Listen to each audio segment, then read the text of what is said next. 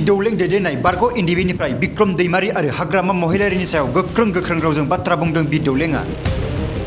7 May खालाराव जानो गोनां थामथि खोलोबनि बिसायख'थियाव 1 नं क'क्राझार लकसभा बियाबाव एनडिएनि बिजाथि जयन्त बसुमतारीनो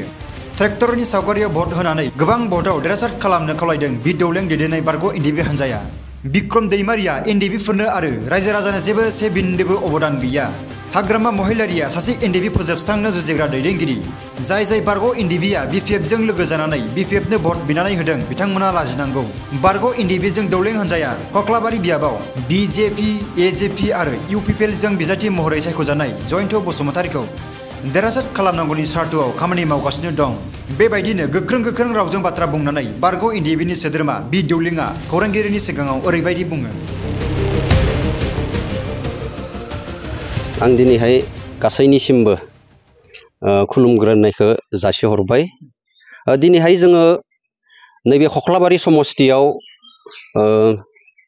थांनाय समनिफ्रायनो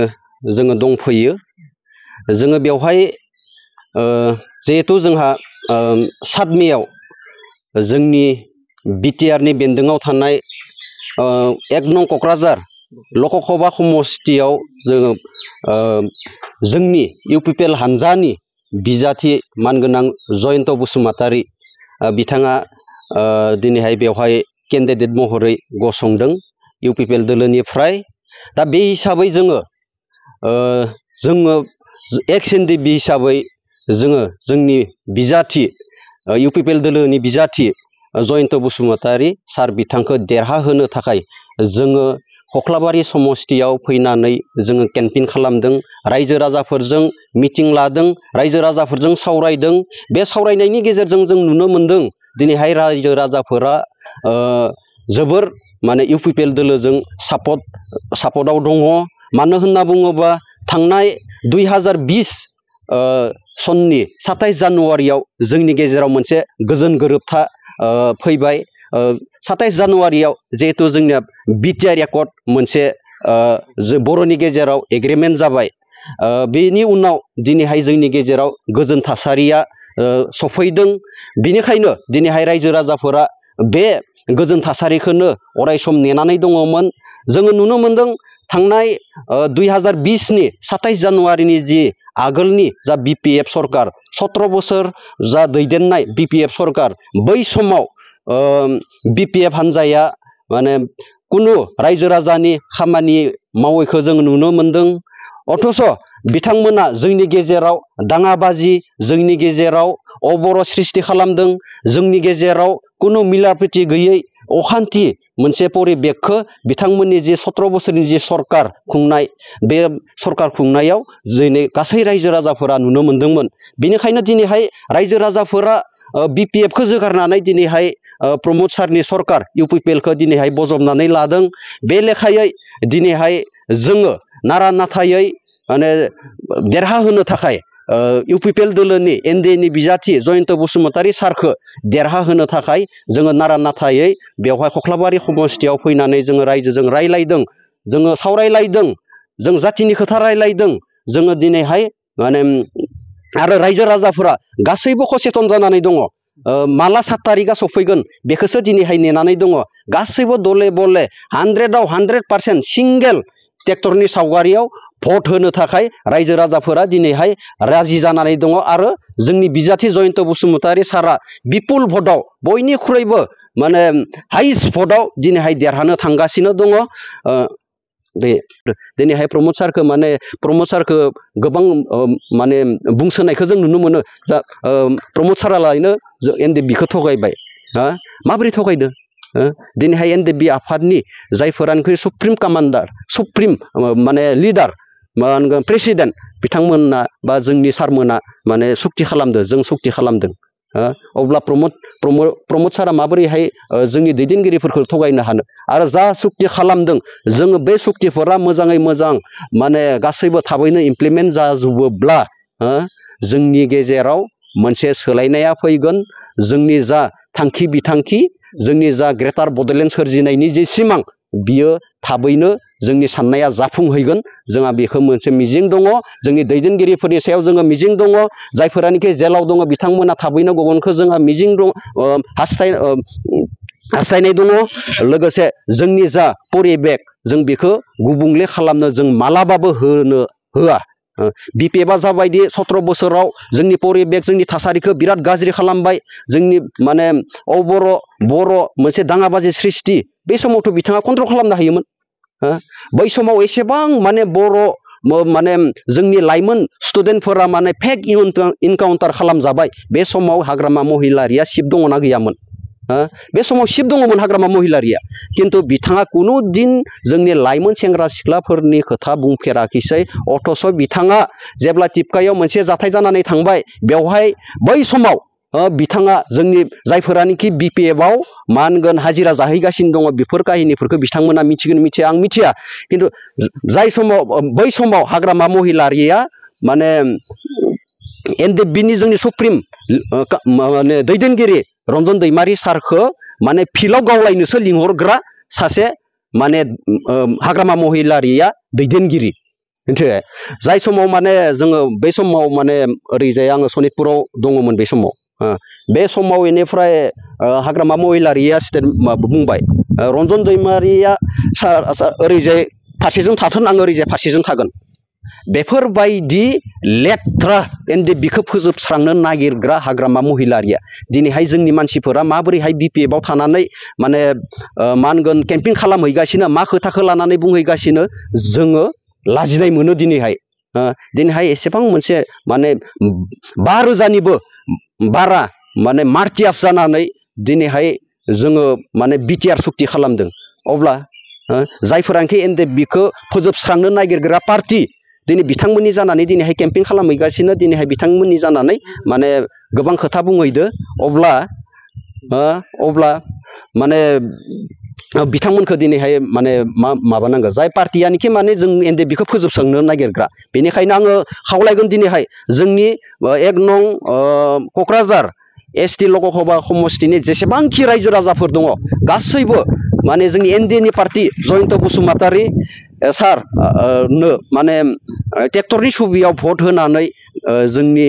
सारखौ देरहासार खालामगोन आं बेखौ एक्स एनडिएफबि एबा इउपिपिएलनि सासे मावथि हिसाबै खावलायहरनाय जाबाय खुलुमबाय आंनि सायाव मोनसे खोथाखौ दिनैहाय रायजो राजाफोरनि सिगाङाव क्लारिफिकेसनखौ होनो लुबैदों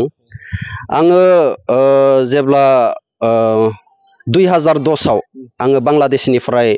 हायेन फारसे रावना होफैदोंमोन बा फैदोंमोन आसाम फारसे जोंनि बड'लेण्ड फारसे फैदों 2010आव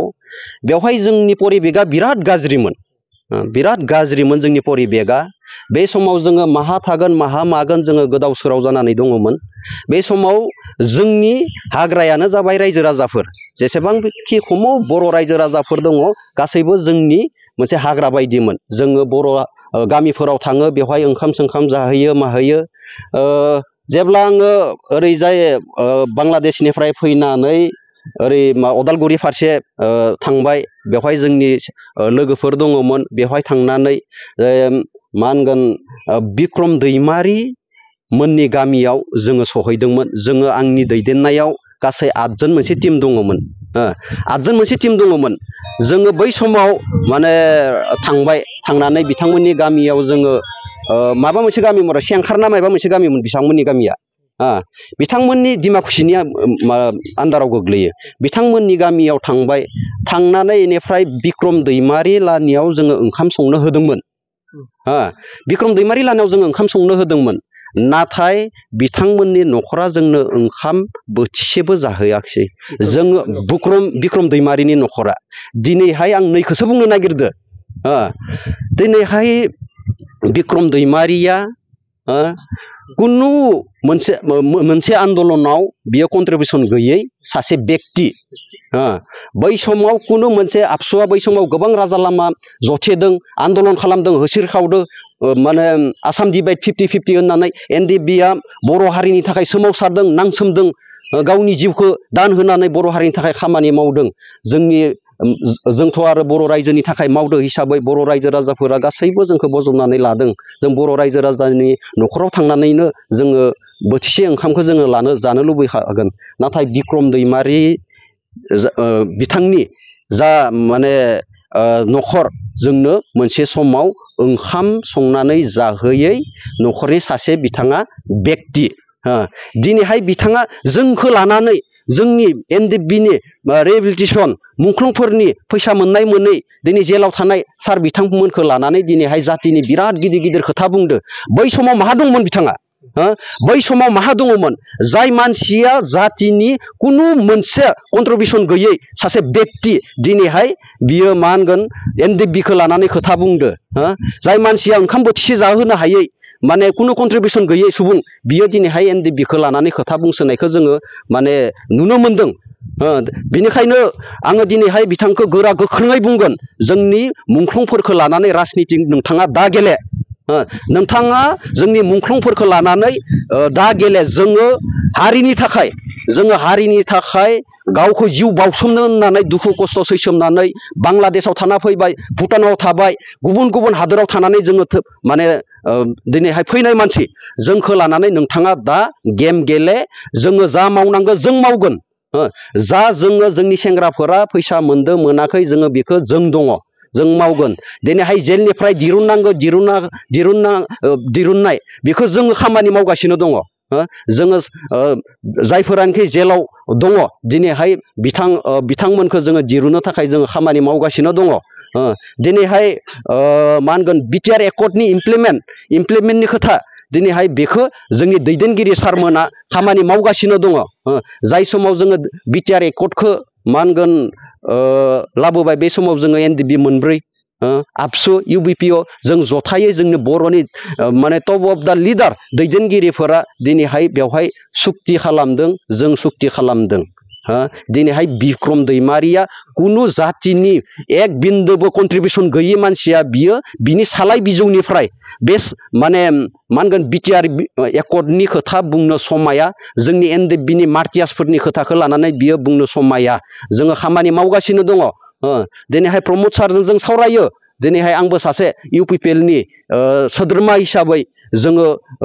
माबायदिहाय बिटिआर एकर्डनि इमप्लिमेन्टेसन बेखौ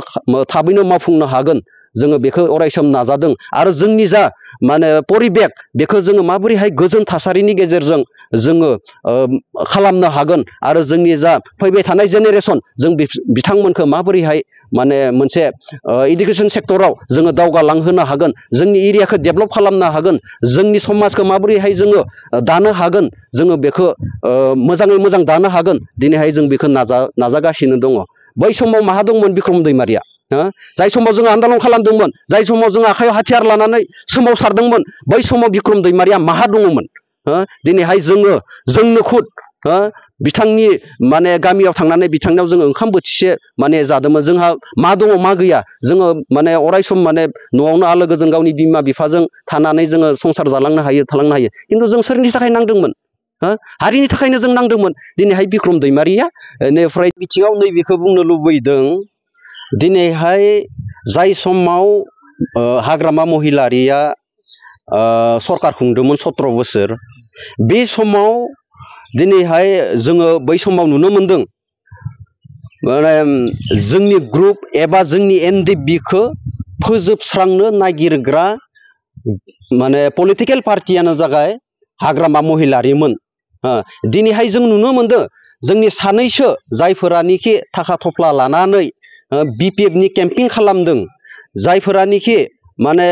बिपिएफनि जानानै रायजो राजाफोरनि सिगाङाव भुवा माने खोथा बाथ्रा बुंनानै बायदिसिना खोथा बाथ्रा बुंनानै दिनैहाय माने केम्पिं खालामगासिनो दङ आं बिथांमोनखौ माने खावलायगोन बा बुंगोन जेन माने जोंनि गेजेराव रायजो राजाफोरा गोजोन थासारिखौ लुबैदों मोजां मोनसे गभर्नमेन्ट नागिरदों बे लेखायै दिनैहाय गासै जेसेबांखि रायजो राजाफोर दङ गासैबो प्रमद सारजोंनो दंजोबो बेनिखायनो जायफोरानोखि जोंनि सानैसोफोरा माने हाजिरा जाहैदों बिपिएफ दोलोआव दिनैहाय बिथांमोना लाजिनांगौ मानो होनना बुङोब्ला जोङो गोबां दुखु खस्थ' सैसोमनानै फैबाय थांनाय 17 बोसोराव जाबायदि बिपिएफ दोलोआ माने इमुरनिफ्राय खिमुर माने गासै जायगायावनो दाङाबाजि मोनसे सृष्टि खालामदोंमोन एनडिएफबिखौ फोजोबस्रांनो नागिरदोंमोन दिनैहाय बेफोरबायदि दल संगठननि जानानै बेफोरबायदि राजनीति पार्टिनि जानानै दिनैहाय मा होनगोन केम्पिं खालामहैनाया बियो जोंनि थाखाय माने मोजां नङा बियो जोंनि थाखाय दुखुनांथाव आरो जोङो बुंनो हायो जायफोरानोखि बेफोरबायदि दिनैहाय बिपिएफ दोलोनि जानानै माने खोथा बाथ्रा बुंहैनानै रायजो राजाफोरनि सिङाव हाबदों बेफोरबायदि मानसि बेफोरबायदि माबाया मा होनगोन सिगांनिफ्रायनो हयथ'बा बिपिएफ खामोन जोङो बेखौ मोनसे अनुभब खालामदों।